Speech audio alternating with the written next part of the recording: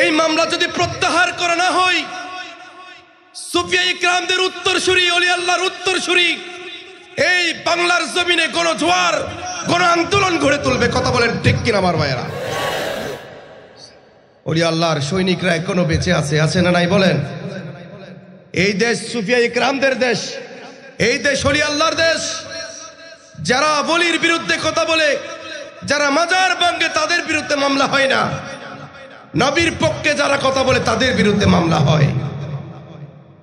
এই বৈষম্য স্বাধীন সোনার বাংলাদেশের মানুষ কখনো মেনে নিতে পারে না। কথা বলেন ঠিক কিনা আমার ভাইয়েরা? মেনে নিতে পারে?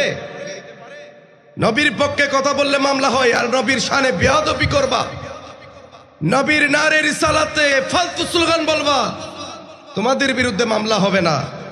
প্রতিবাদ করলে মামলা হয়ে যায়। অনতি বিলম্বে তাহিরের বিরুদ্ধে আনিত মামলা প্রত্যাহার করে আলেমদেরকে হয়রানি বন্ধ করতে হবে।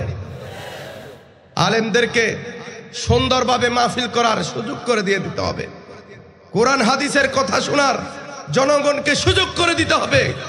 না হয় আরেকটি গণ আন্দোলন এই বাংলার জমিনে গড়ে উঠবে। কথা বলেন ঠিক কিনা আমার ভাইয়েরা?